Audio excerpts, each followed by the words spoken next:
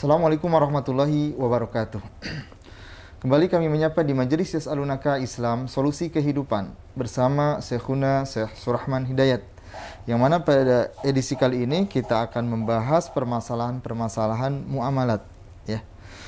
Pertanyaan pertama, ya, datang dari Bapak Didik Setiawan yang menanyakan hukum mengalihfungsikan wakaf. Ya, seorang mewakafkan tanah untuk dibangun masjid agar beliau mendapatkan pahala jariah. Namun setelah beliau meninggal dan berjalan beberapa puluh tahun, bangunan masjid tersebut direnovasi dan dijadikan rumah sakit. Apakah seperti itu dibolehkan? Bismillahirrahmanirrahim. Salatu wassalamu ala asyrofil mursalin wa ala alihi wa sahbihi ajma'in. Wakaf itu naun minal ibadah, ibadah maliyah, ibadah berupa harta, ya kan. Nah, ibadah itu mesti ada niat dan mesti cocok atau sesuai kaifiat, ya, prosedurnya, begitu kan. Niatnya ini mewakafkan lillah. Ya. Yang kedua tentu diucapkan dan prosedurnya bagaimana. Ada nazir wakaf si penerima, lalu ada peruntukan wakaf untuk apa, kan begitu, yaitu tentu liwajhillah, untuk tujuan pembangunan ya umat atau fisabilillah itu adalah subulul khair, ya, apa saja untuk kebaikan agama dan umat itu merupakan saluran wakaf, ya kan. Nah, di situ disebutkan untuk madrasah, ya, untuk masjid plak udah dibangun, sudah jadi masjid. Udah dibangun berarti, dan orangnya sudah meninggal tentu saja. Kalau wakaf, ya, apakah meninggal si wakifnya atau tidak jadi itu kan, ya, berarti kalau meninggal si wakifnya diteruskan, tentu pengelolaannya oleh nazir wakaf. Tapi ahli waris berhak untuk ikut, ya, memantau, mengawasi untuk, ya, memastikan bahwa pemanfaatan penggunaan wakaf itu benar-benar ya, sesuai. Kalau sekarang kan ada BWI, Badan Wakaf Indonesia. Nah, itu nazir yang tentu saja atau semacam nazir yang mewakili negara atau pemerintah untuk itu mencatat, memastikan semua. Tapi tetap nazirnya juga disebutkan. BWI akan mencatat ini, yes, siapa wakifnya, di mana, dan seterusnya dengan tepat, ya, datanya, lalu nazirnya siapa, lalu untuk peruntukan apa, kan begitu. Nah, lalu terjadilah kasus setelah meninggal ya, dijadikan rumah sakit oleh nazir, dijadikan rumah sakit. Nah, oleh siapa nanti perlu dicek, ya, sebab itu kan sedapat mungkin wakaf ini kan amanah, ya, diwakafkan untuk masjid, ya masjid terus, ya kan. Lalu masjid dari rumah sakit, walaupun ada aspek atau sisi-sisi ibadah, tetapi beda tentu saja. Kalau masjid itu full lillah, ya kan, ya, tidak bisa cawe-cawe, ya kan. Tapi kalau rumah sakit kan bisa cawe-cawe. Kalau masjid, ya tidak. Nah, ini harus jelas. Ketika ada pengalihan fungsi menjadi rumah sakit, nah, siapa ini yang berbuat. Nah, tentu saja itu harus dicek, ya kan. Makanya perlu, ya, didaftarkan, ya, wakaf ini kan melalui KUA lalu sampai ke pusatnya BWI, ya kan, agar seperti tadi tidak terjadi pengalihan fungsi, apalagi pembatalan fungsi. Suka kejadian, ya kan, ahli waris yang tidak ngerti agama, ya, setelah melihat maju ini proyek wakaf ini, oh bagus, lalu, ya, ngiler kan. Nah, dicarilah cara. Ini tentu saja perbuatan dosa besar, ya. Ya, merampas hak Allah, ya kan. So, wakaf itu kan hakullah. Merampas hak sesama saja dosanya besar. Ini merampas hak Allah, ya kan. Inilah yang harus dipahami agar orang tahu diri, ente ini siapa kan? Oh berani-beraninya merampas hak Allah, kan begitu. Jadi demikian. Jadi apa niatnya dan bagaimana kaifiatnya, lalu tentu saja pengamanan di dalam pelaksanaan dan pemungsian wakaf itu. Jazakumullah khair. Pertanyaan berikutnya terkait hukum kompetisi ataupun mengikuti perlombaan yang mana di situ ada uang pendaftaran dan uang pendaftaran itu dijadikan hadiah. Apakah itu termasuk judi?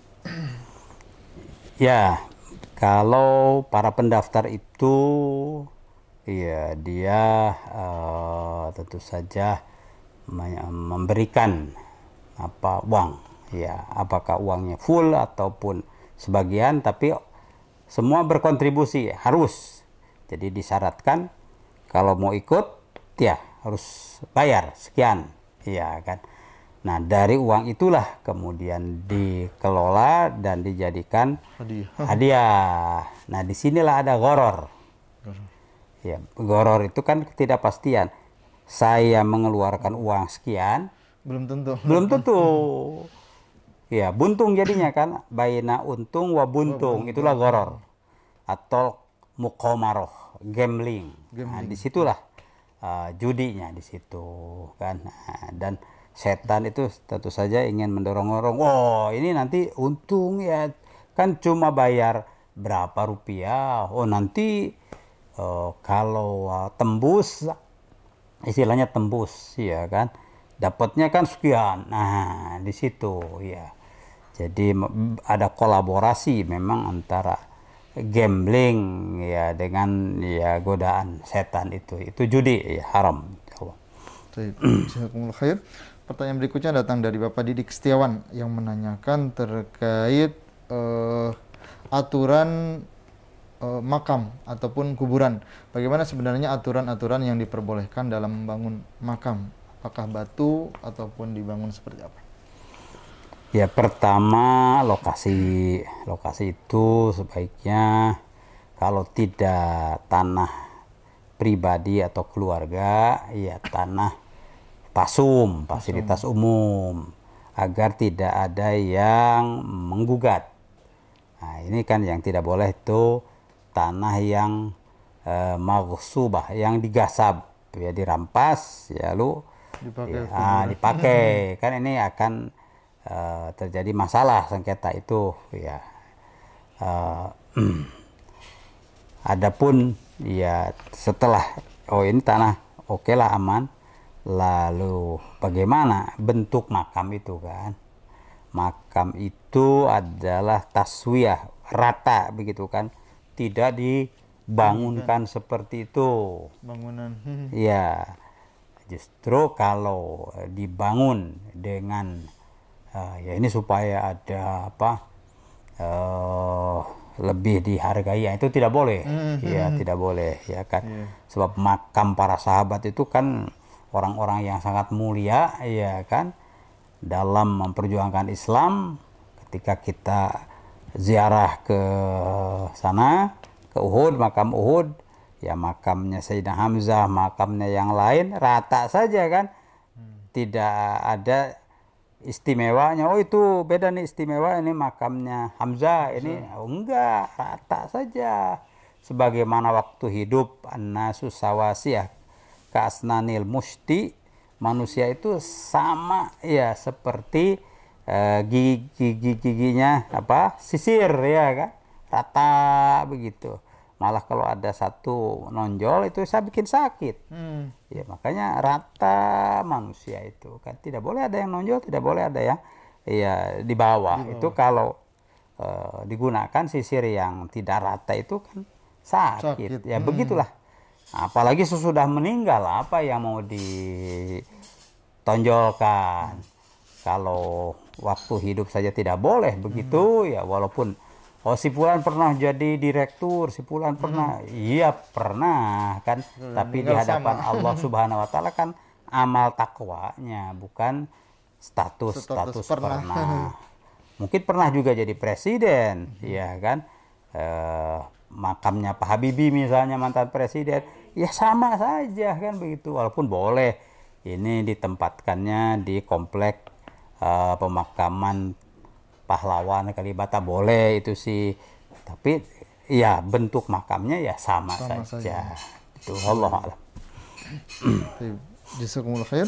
Pertanyaan berikutnya datang dari Bapak Fatur Rahman yang menanyakan apakah termasuk riba administrasi dengan sistem perhitungan 2% dari pinjaman dan margin dibayar di awal bulan.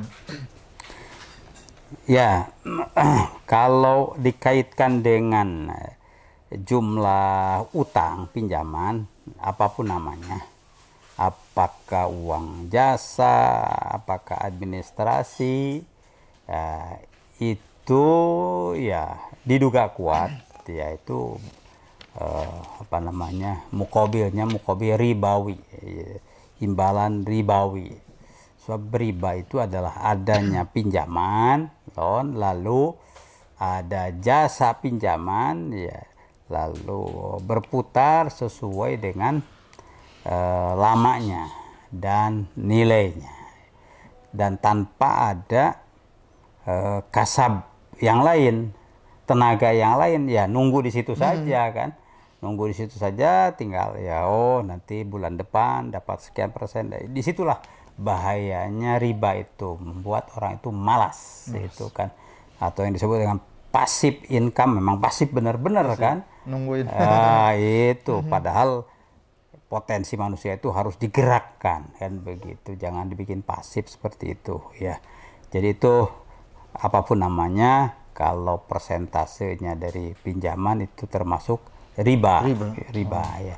Kalau misalnya ini ya uang upah atau apa disebutnya ta'ab ya. Ya kan orang ngurus itu tentu saja ada waktu yang dialokasikan, ada tenaga pikiran, wajarlah sekian. Tapi itu bil ma'ruf, standar yang normal, yang wajar. Nah, diketahui wajar, pertama ada regulasi kan? Kalaupun tidak ada regulasi, ada ittifaq, kesepakatan itu kan. Nah, kalau tidak begitu ya diduga kuat itu masuk ke kategori riba. Baik, jazakumullah khair. Pertanyaan berikutnya datang dari Ibu Dian Galuh yang menanyakan bagaimana hukumnya ikan hasil pancingan yang sistemnya si pemancing beli ikan di pemilik kolam, misal 2 kilo, kemudian ikan tersebut diceburin ke kolam dan dipancing dengan batas waktu tertentu. Terkadang dapat sedikit, terkadang dapat banyak, seperti itu. Iya, beda kalau membeli itu kan, apa yang dapat dibayar. Kan? Apakah dibayarnya setelah dapat atau membayar kail. Ya udah, saya beli kail, ya tentu ada harganya, kail dan lain-lain dengan umpannya, beli sekian dengan harga yang wajar. Mancing dapat atau tidak dapat ya sudah. Tapi ini kan beda.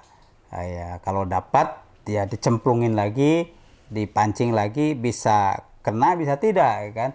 Jadi di situ ada gharar dan ya kimar, untung-untungan.